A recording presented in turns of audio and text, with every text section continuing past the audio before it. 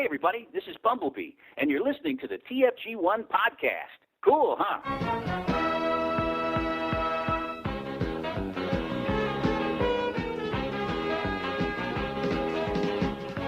Spider-Man and his amazing friends, Iceman and Firestar.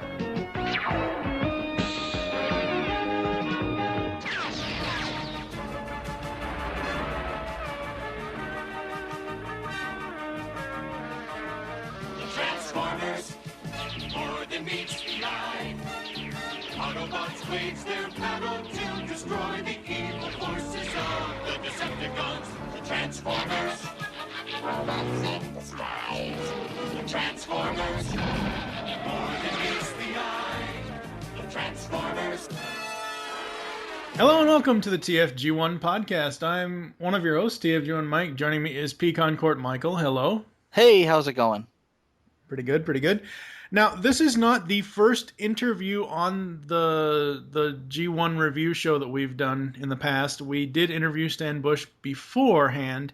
However, this is the very first TFG1 Podcast voice actor interview. And we welcome the voice of Spider-Man, Bumblebee, Cooler from Pound Puppies, Mr. Dan Gilvezan. Hi, Dan. How are you? Hey, Mike, just fine. Thanks. How are you? Very well, very well. Oh, and also let me say hello to your cohort, Michael. Hello. Now, you know, if you guys really want to make it in show business, one of you are going to have to change your name, because Mike and Michael is not going to work. We need... Michael, let me ask you, have you considered Terry? I'll tell you No. what, just for the sake of this interview, I'm going to call Mike, and Michael, you will be Terry. Terry. Is that a male persuasion or a female persuasion? Well, Because yeah, I might take offense. Since I don't know you, it's going to have to be unisexual.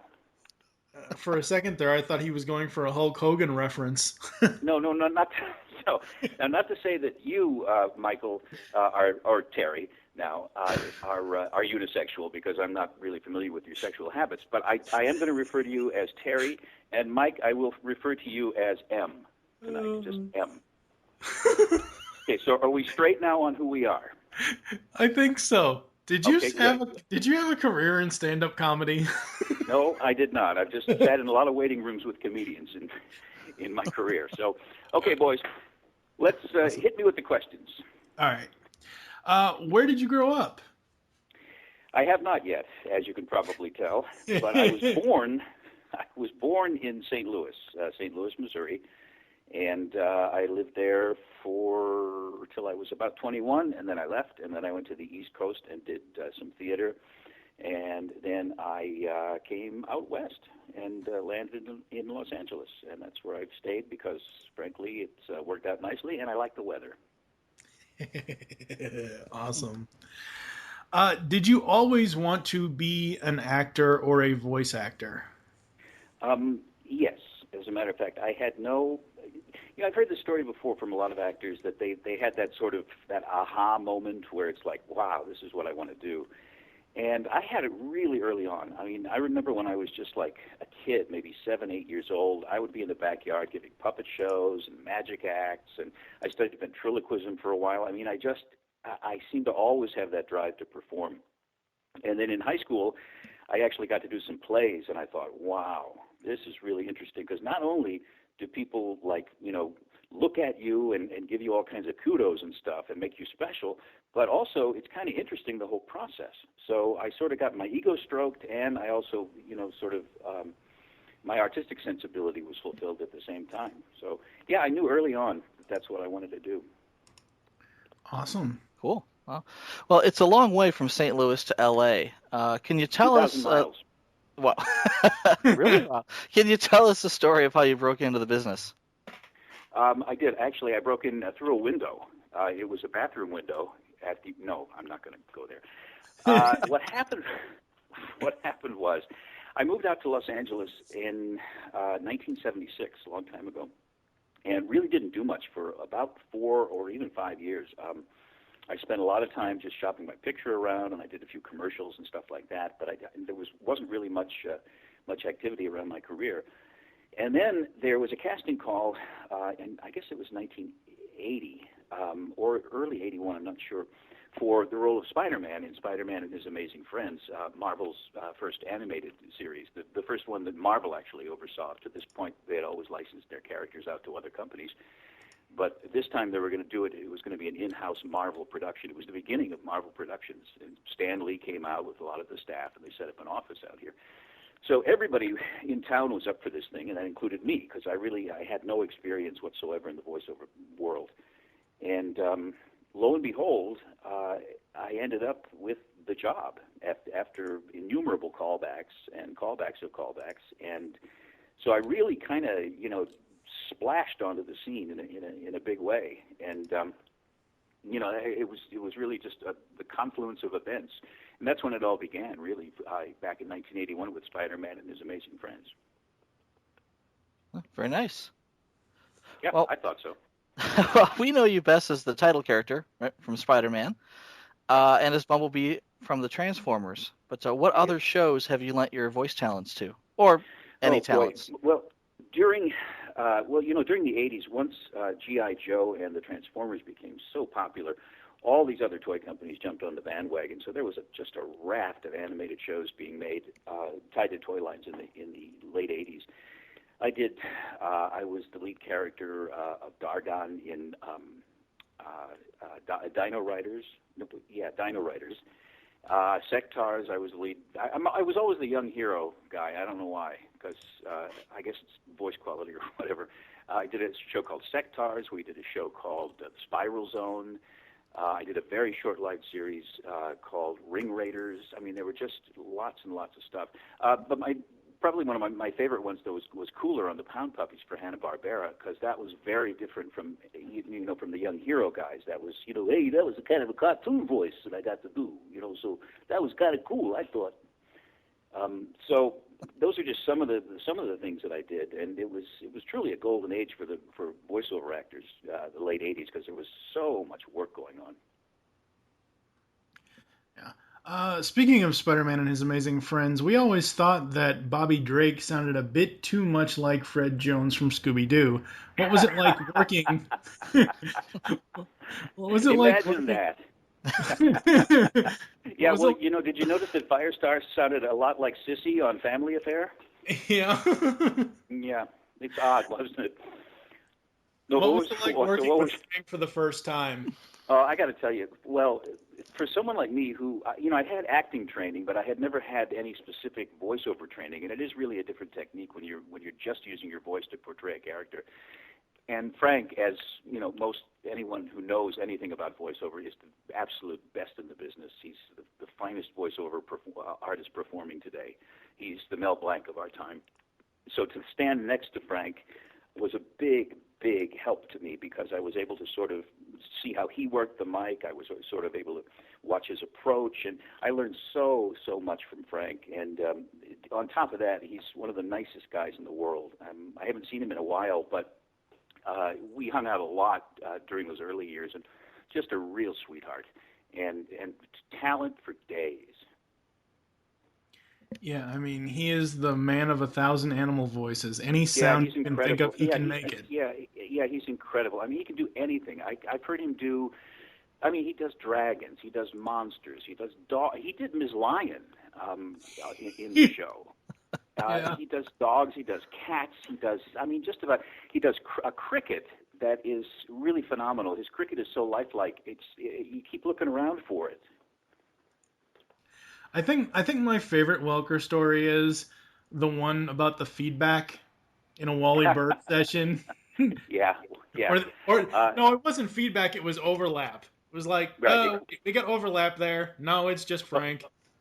Well, he used to do feedback too. He would, as a matter of fact, I talk about this in the book. One of his little tricks that he played on the engineer was, that high-pitched whine that happens when the mic feeds back on itself. Frank could do that like perfectly. And once in the middle of the session, he just started doing it. And Wally Burr, our director, had to stop the recording, and the engineer's looking through his connections, and he's pulling and pushing his buttons and his levers, and he's like, can't figure this out. And Frank is in the booth with us, and Frank's looking around like a ventriloquist would do, right? I mean, and he's still doing the sound, but he's looking around like he can't tell us where it's coming from either. I mean, the engineer comes in and he's looking for all the stuff, and he finally discovered that it was Frank doing it, and it was just, I mean, it was really one of the red letter days for us. I mean, we fooled around a lot during those sessions because they were, when we began, they were 8-hour sessions. So there was a lot of time spent in that studio, and once you're in there for a while, you start to get punchy. And so there was a lot of hijinks, I think you'd probably call them. Yeah, hijinks. Yeah, hijinks. Between Welker and Michael Bell, I'm sure. Michael Bell is, first of all, has an extraordinarily trenchant wit. Michael will cut you to ribbons, and you'll laugh your ass off at the same time. Welker is a little gentler, and then you had Peter Cullen, who thinks that Frank Welker is the funniest man on earth. So whatever comes out of Frank's mouth, Peter would be. That was Peter's laugh. I mean, it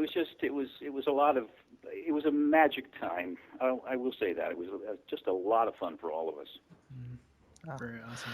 So do you find your work on Spider-Man being compared to other renditions of Spider-Man, like Tobey Maguire?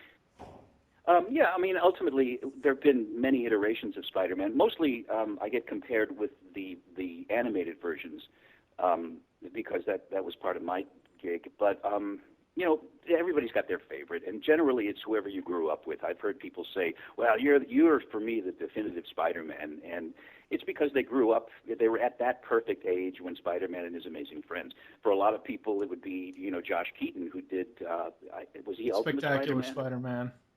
Yeah. It depended on where you were in your life and what show you were watching, I think. And I think, they're very careful about the character, so anybody who's performing it is doing an A1 job. All right. Well, I think you are the one that I grew up with. So I'm the best. So exactly, as far as I'm concerned, and many people that like our age, they just keep making more. They keep making more Spider-Man shows. Wait a minute. Hey, M. Hey, Yeah. M. Yeah. Is Terry still there? Terry, you there? I'm right here. Okay, good. Terry here, Dan. Okay, good. Thank you. All right, go ahead, M. Red Terry checking in. Thank you. I'm sorry, where were we? Oh, I was just going to ask you, closing out the Amazing Spider-Man thing here, any interest in making like a celebrity voice cameo on one of these other Spider-Man shows, or perhaps playing? Yeah, sure. I mean, yeah, sure. I mean, show me an actor that turns down work, and I'll show you an insane actor. In fact, just last year, or was it last year? Yeah, last year, I guess, we did a video game called Spider-Man Shattered Dimensions, and they used 4 of us because there were 4 separate Spider-Men. There was Spider-Man 2099, which is the one they cast me as, and they decided to use all people who voiced him in the past. So Neil Patrick Harris was one. He was amazing, both in the role and as Spider-Man. Josh Keaton was, I believe, Ultimate Spider-Man, and he's going to hate me for this. Christopher Daniel Barnes was the Noir Spider-Man. Right, exactly. Yeah. Chris Barnes was. So we all got a chance to kind of reprise our roles, and that was a lot of fun. Huh. Yes. Now, for the 2099 Spider-Man, when I first saw the trailer, I remember watching reruns of Spider-Man and His Amazing Friends, and that version sounds like really happy-go-lucky to me. Yeah. The old cartoon version, the 2099 version you did, even though it's essentially the same voice, it sounded a lot darker. Did you inflect any different tones than what you did back in 1981? Yeah, absolutely. We were very, very cognizant of the fact that it had to be a lot harder, a lot grittier, and the voice director worked very hard with me on because I came in doing the sort of 80s version, and they said, no. This guy is like hard ass, man. He's gonna really hurt you. You need to get down. Just keep the energy, but it really needs to be a lot more gritty. So we worked very hard, and it was a real conscious decision. I mean, not only has my voice matured in the last 30 years, but that was a very conscious artistic decision on the part of the producers. Awesome. Terry? Well, I'm Terry. How's it going? I recognize Steve Bloom as the 2099 Hobgoblin. And, that guy is great. What do you think of his work? I think he's terrific. I don't know that much about the rest of his work, but I think he did a fantastic job in that role. Did you get to work with him in the booth, or were all the lines recorded separately? Everything was recorded separately. The only time I ever saw the other guys, and I never saw Neil Patrick Harris because he's frankly way too big to associate with me.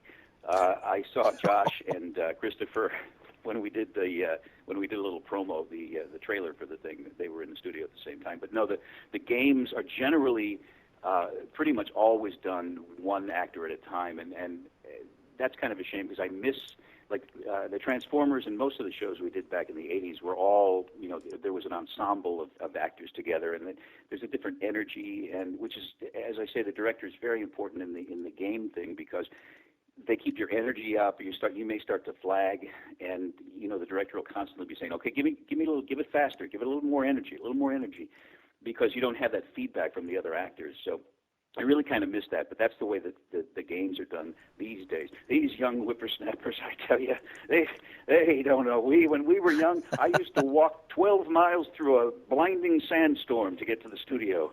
Yes, sir. Oh, those were the days. Excuse me. Okay. And just before we transition to something else, just to let you know that essentially you are bigger than Neil Patrick Harris, in our opinion. Well, I'm taller. I think I'm taller. And I certainly outweigh him by a few pounds. Yeah, we're going to talk about some G.I. Joe stuff. Okay. There was a lot of crossover in the voice casting for G.I. Joe and Transformers. Were the recording sessions any different between the two? Not really. In fact, the cast was really similar. I mean, you had Michael Bell, who was Duke, and he, of course, was Prowl in Transformers. So there was a lot of the same people. I mean, it was a very similar experience. It was. In fact, it was almost identical, except for the characters, and you're not robots, you're soldiers. But yeah, it was very close to the same. And Wally directed them too. So yeah, it was like they were almost identical. Huh. I almost imagined that they'd almost be in the same studio. They were in the same studio. They were in Wally Burr's studio. Oh, nice. Yeah, they were all done in the Wally had his own studio, and that's where all the stuff was done. That's where they did Gem. That's where they did where we did Transformers, G.I. Joe, whatever other shows Wally was directing were generally done at his studio. So yeah, all that boy, if those walls could talk, whoo. Nice. You've talked about how cast members in that studio played up to 3 parts in each episode of Transformers. Yeah.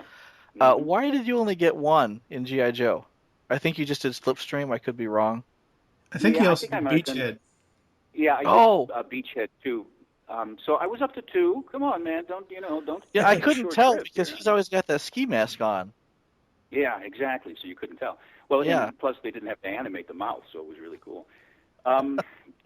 Generally, my whole sort of forte was, being an actor as a voiceover person. So it wasn't so much range. Like Welker has incredible range, or Corey Burton has just, incredible range where he goes from, Spike to Brawn. I mean, you couldn't be any more different. I'm sort of in the same range, so they can't really give me too many roles because it's gonna sound like, Fred and Bobby Drake. Yeah. Yeah, so I think, for the guys whose real specialty is to just do lots of different voices, they ended up doing many, many more characters. And you see like Casey Kasem, who has a very distinctive voice, only did a few characters. Scatman only did one because, he's Scatman. You hire him for that voice. So I think that's kind of the reason. I mean, I have some range, but that was not really my strong point. Right. Let's talk about Transformers, which you are most known for. What inspired you to write Bumblebee and Me? How did the whole book come about? Well, we've done some conventions in the past. We went to Birmingham, England, for Auto Assembly a few years back. We went to Toronto for TFCon. We'll be doing actually BotCon in Dallas. Yeah, BotCon's coming up in Dallas, and we just made a deal with them to come and do BotCon. So if you're in the neighborhood, stop by because we'd like to say hi. At any rate, The question. How did the book come about? I'm sorry, I'm getting coaching from my wife in the background. Tell him about this. Don't tell him this. Yeah, honey, why don't you go back to the kitchen? Everything's fine. Okay, she's leaving now. It's all good. Oh, I'm going to get in trouble later. I can tell There you goes that. the fangirl anyway, vote. Right. Yeah. So anyway, at the conventions that we've done, fans are always curious about, what it was like and, what was it like working with this person, similar to, some of the questions you've asked me. Mm-hmm. And during the summer, I had some time off, and I thought, what if I just put this down in a book, for people who, weren't able to make it to a convention or couldn't go to a panel or couldn't, be there when the questions were answered. So I sat down and I decided to take it from, the day that I actually first got the role to the day that the show ended, and try and address all the questions and tell stories and anecdotes. And that's pretty much how the book came about. I actually I got the audio version, and I absolutely love listening to audio versions where, especially with voice actors, if the voice actor writes a book about their life and they are the ones that do the audio version, I love that. And there were times where I laughed. There were times when I cried. There were times when it just made me smile. I absolutely loved listening to the book. The thing about it was, like, I think the first time I laughed was like, this is not to have a full, complete version of the Generation 1 cartoon, and if I get anything wrong, well, go write your own damn book. I laughed at that so hard. Well, yeah, that was my whole, and the only criticism I've ever gotten from anybody on it was it's too darn short. But I didn't set out to write the definitive, G1 reference guide. This was really just an attempt for me to put down on paper, some of my experiences and share some of that with the fans or whoever might be interested in it. And I didn't want to pad it with a bunch of other stuff, and I didn't want to make it like the autobiographies where you have to go through like 12 chapters of them growing up before you get to the stuff that you really want to hear about, when they're on the TV show. Right. So rather than do all of that, I just thought, I'm going to make it 80 pages long, and if that's as long as it's going to be, that's as long as it's going to be. And it's priced really low, so I haven't heard anybody complain about that too much. And I think it came out, as for what it is, I think it came out really, really well. Oh, it did. Absolutely. As someone who listens to audiobooks and podcasts and stuff like that, an hour and 20 minutes to tell your entire Transformers story, that's more than enough time. Yeah, exactly. And, it certainly doesn't drag. No. There was a time, like, when it got close to the end, halfway through chapter 9, I was like, is he going to get to conventions? Because I was like, this thing's almost over.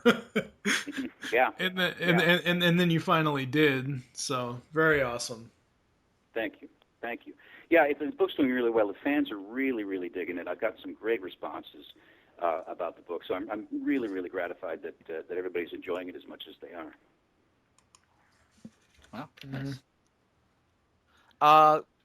Moving on to G1 Transformers. How did you decide on the characteristics for Bumblebee's voice? Well, and once again, that's a whole chapter in the book. But basically what happens is when you go in for the audition, they present you with the sample script and usually some character sketches of, what the character looks like, and you kind of put those together and you work out something for yourself. And then when you go in, the director, who knows the character better than anybody at this point because he's been to all the meetings, he's asked questions of the producers, he's made notes, he really knows the characters really well, and he knows what the producers are looking for. He sort of guides you, and in the case of Bumblebee, Wally was invaluable in creating the character. We started with a kind of just a generic young person voice, and he would throw in comments like, "All right, make him a little, loosen him up a little bit," or make him just 2 or 3 years older, or put a little street into it, make it a little less articulate, and working through that process, maybe 20 minutes or even a half an hour of doing that, you end up with something hopefully approaching what the producers are looking for, and that's where we got to. And then, of course, as you perform the show, your character tends to deepen because you understand more about it. The more scripts you do, the more episodes that you do, the more experiences that your character has, the deeper the the meat of the thing gets. So it's a process that begins at the audition and really doesn't end until you finish the very last episode. Are there any... Now, I know that there are a lot of stories in the book about the voice sessions, but are there any stories, crazy off-the-wall, behind-the-scenes stories, that you have yet to tell? Well, I may be holding a few back, Em. I can't give everything away at once, because then people wouldn't come to conventions at all to see me. So yes, they would. People, if people love you, they will come. If you build me, they will come. I wouldn't go that far. No. If you bill me, they will come. That's what if you bill me, they will come. Anyway, there's probably a couple of few things, but really I sat for a long time just really casting my mind back. And remember, we're talking 30 years ago, and nobody at the time, when I was putting the book together, I was looking for some pictures to add to the book because I thought that would be fun to have a picture section in the middle. And I kept thinking, God, if anybody had the foresight to take some photos of the sessions, in fact, I called Wally and asked him if he knew whether Hasbro or Sunbow or any of those guys had come in and taken a picture at any time, because it would have been just, incredible to have a picture of the cast all lined up in front of the microphones. He said he didn't think so. So, nobody knew that this was going to be anything. I swear to God, if I'd have known it was going to be this big, I'd have been there with a camera at every session. But nobody had any inkling that this was going to happen. It was. I've done tons of shows in the 80s that have just, a lot of them have been completely forgotten. This one, for whatever reason, has gone on and on and on. Huh. So, no, you're not going to get any more stories out of me. You're going to have to, for those of you listening, you're going to have to buy the book to get those stories, and you're going to have to come to conventions to hear the blue color, the off-color ones, the ones that I actually couldn't put in the book because I wanted to keep it PG-13. We're strictly rated R here. Let it out. Let it flow. I'm kidding. It's fine. We want to hear about the holiday blooper reels. Well, we had and there was a blooper reel. I'm sure, because there was a lot of craziness that went on, and the tape keeps running. Those, in those days we used tape. Now everything is put on a hard drive, but in those days it was a big reel-to-reel tape that ran, and they just kept it running. So there was all kinds of stuff, and as I said before, if anyone had an inkling that this was going to have the kind of legs it had, all that stuff would have been saved, but nobody knew. Well, we've all heard about Wally Burr's tenacity in the studio, but did anybody ever tell him no? Like, ain't gonna do it, Wally. I'm already bleeding from the throat over here. Yes. Only a few times. Peter would actually. Peter is once again a consummate professional. Peter is an incredible talent and a really sweet guy as well. But occasionally he would say to Wally, we would have to do something called group Walla, which is, if there's a crowd scene or something like that, everybody has to kind of go, and they overlay that and overlay that and overlay that, so you sound like you had, 300 people. And the only time I ever heard Peter or anyone say anything to Wally was, and Peter's job was really tough because he was working way down deep, and that really takes a toll. He asked Wally if he could do the Walla at the end of the session rather than at the beginning, just to save his voice. And Wally said, yeah, sure, no problem. But that's the only time I can remember anybody saying to Wally, I'm not going to do any more of this. I mean, nobody ever threw their script down in a huff and left the room. You just did what you were told. And you were told a lot with Wally. Yeah, those marathon recording sessions. Yeah, we had 8-hour recording sessions, and this bear in mind, this is a 22-minute show. When you take out the beginning, the end credits, and the commercials, it's 22 minutes. We spent 8 hours recording that show. That's a lot of time. So, Wally was a real perfectionist when it came to the readings that you gave him. He would not move on until you gave him exactly what he wanted to hear. And it used to, if you weren't used to it, I've seen actors just completely reduced to mounds of Jell-O by the time Wally was done with them.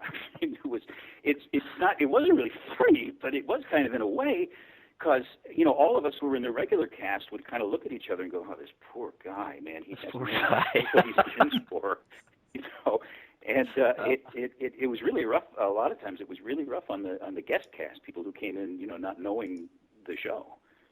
Let me ask you a question about Transformers the movie, the 1986 one. We've heard that you were unhappy about Spike saying the "oh shit" line in the theatrical version of the movie.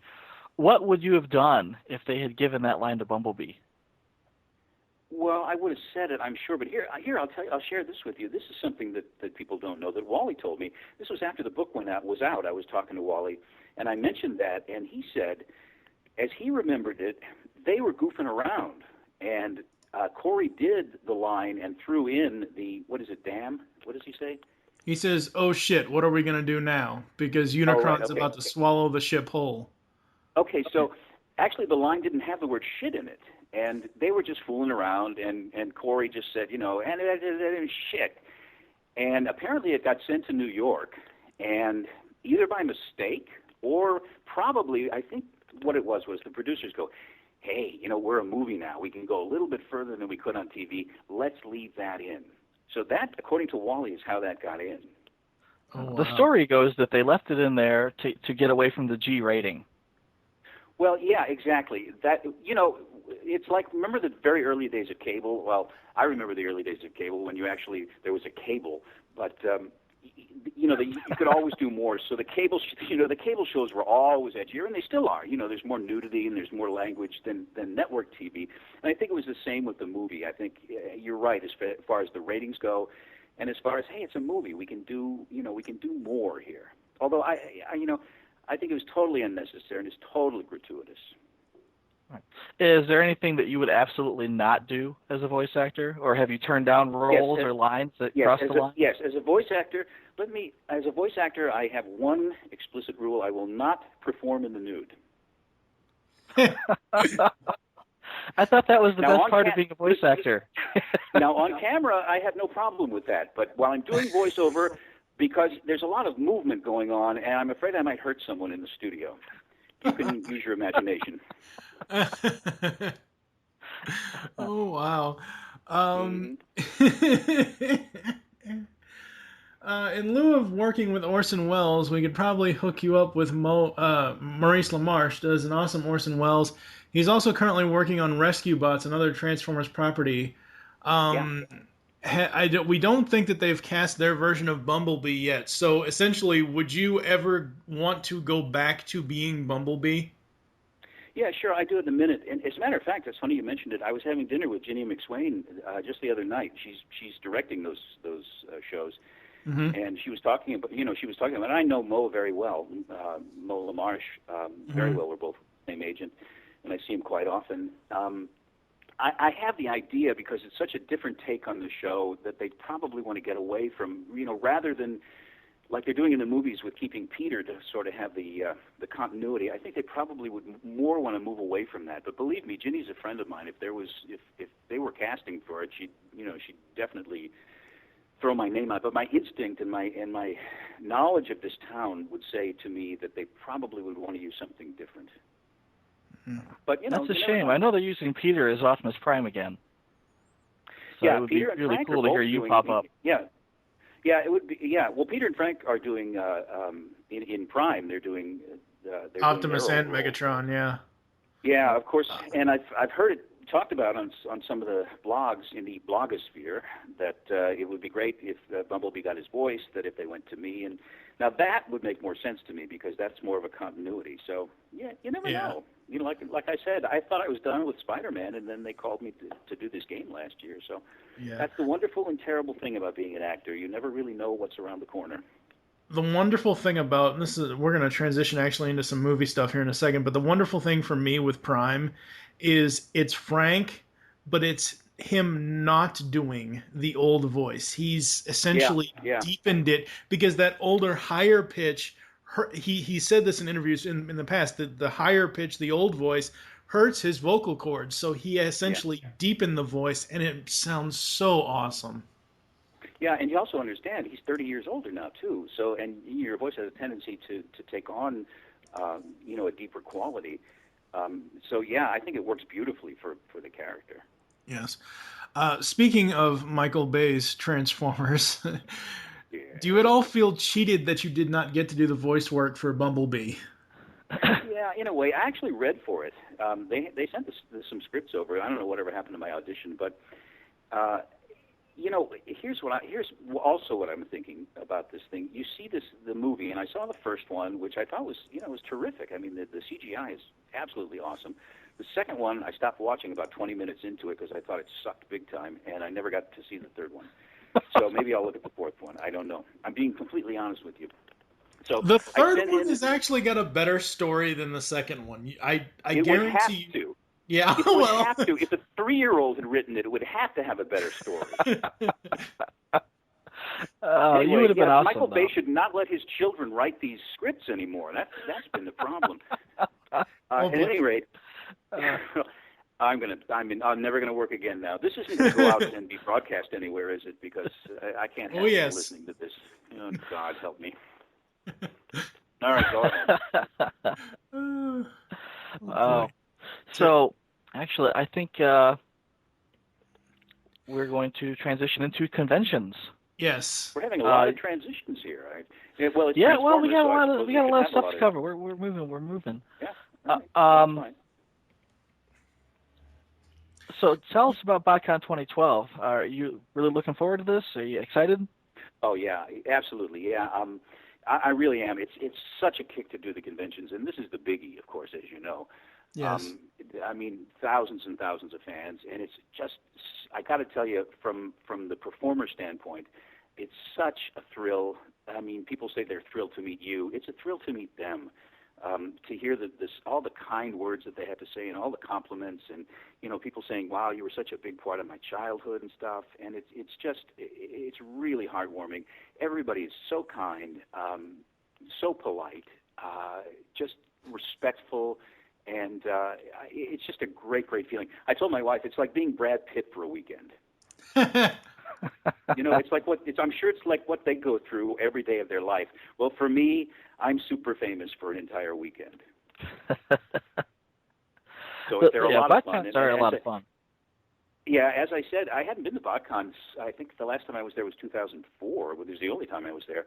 So yeah, I'm really looking forward to it. And once again, if anyone's in the area, or if you're not in the area, fly out there, and we're going to have a lot of fun. It's going to be some fun. Yeah. I'm not going to be able to make it this year. Normally I do. Sorry. It's a shame too, because I decided not to go before I found out you were going to be there. And it's like, well, hell. That would have made the deal for you. I know. What if I send you an airplane ticket? Hook me up. Well, that's the thing, is they don't tell you who's going to be there before they. Well, you know what? I got to tell you, they don't make these deals until really late. Now, and which surprises me, the deals aren't really made until just shortly before the convention, and I find that interesting because I think you'd want to publicize who was going to be there, but that's the way they do it. Yeah. Right. Well, at this point, we're about 30 days away from the convention. I mean, that's the thing, and you just got announced like 2 weeks ago. Yeah, I know. Well, they just put the deal in place a couple of weeks ago, so yeah. We had been talking to them for a while, but it just took a long time to put together. Mm-hmm.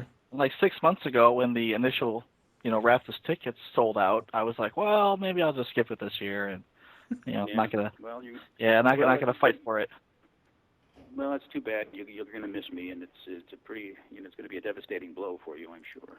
Well, we have you here, though, so that's the important thing. That's true. You got the vocal part, so it's fine. That's right. Yeah. I'm not sure, because we're going to kind of wrap this up, but I have to bring this up because I don't know when the next time is I'll ever talk to you or see you again.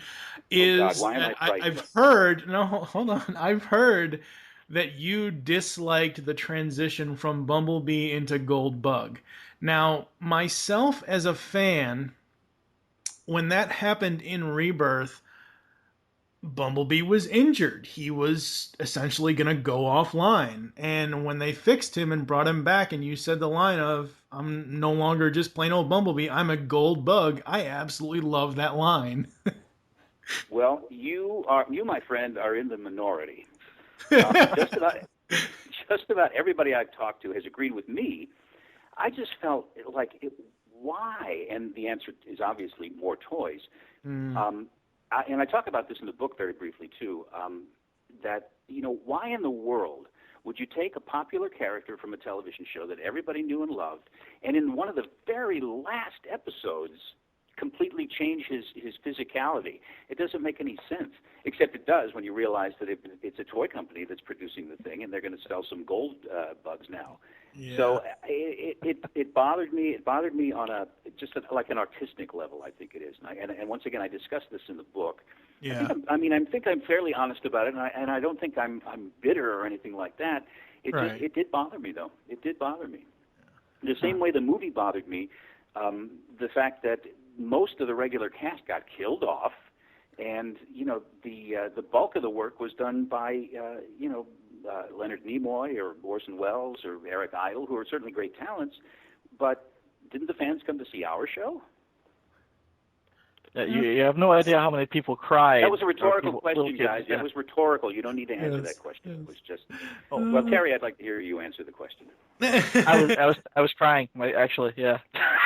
Okay. All right. You Good. can't just kill everybody else like that, Thank you for that. Yeah. Is there anywhere online or anything where fans can interact with you that you want to give out? Well, I'm not necessarily to interact with me. I'd like to let the fans know where they can purchase the book. Okay. Sure. If you would allow me to do that. Yeah, it's on Amazon.com. It's available. It's called Bumblebee and Me by Dan. It's Bumblebee and Me: My Life as a G1 Transformer by Dan Gilvezan. And the cover is a caricature of me riding a yellow Volkswagen, done by a very talented young lady who runs a Retro Screamers website, Rosemary Ward. Many of you probably know her.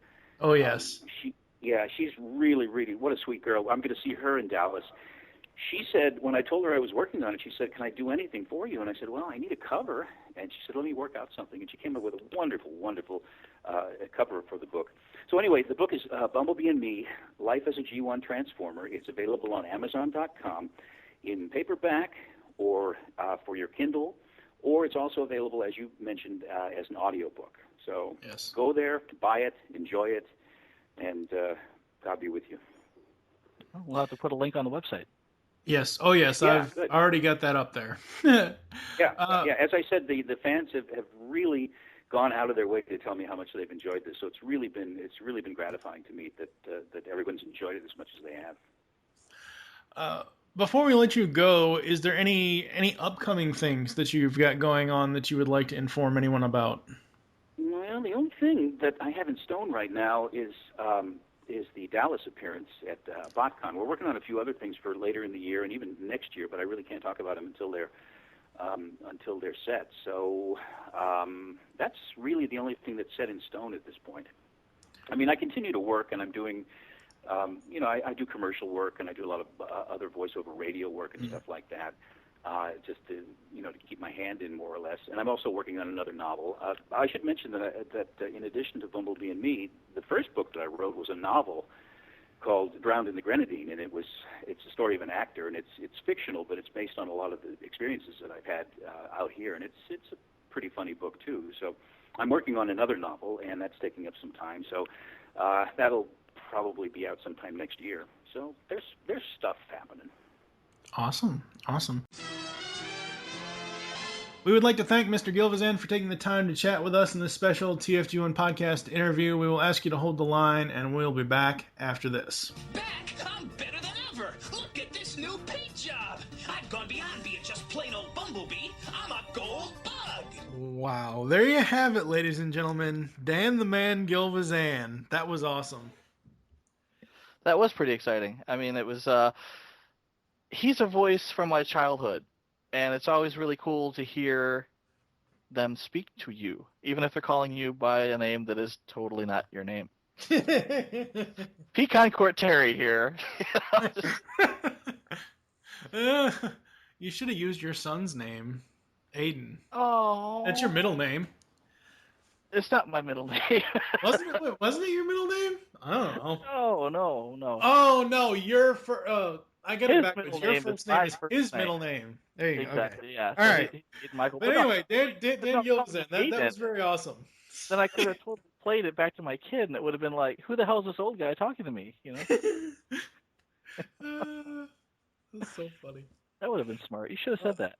Yeah, I should have. I didn't think of that. But yes, Dan Gilvezan, it was awesome to talk with him. Everyone needs to go get his book. I recommend the audiobook just because it's him reading it, and it's you.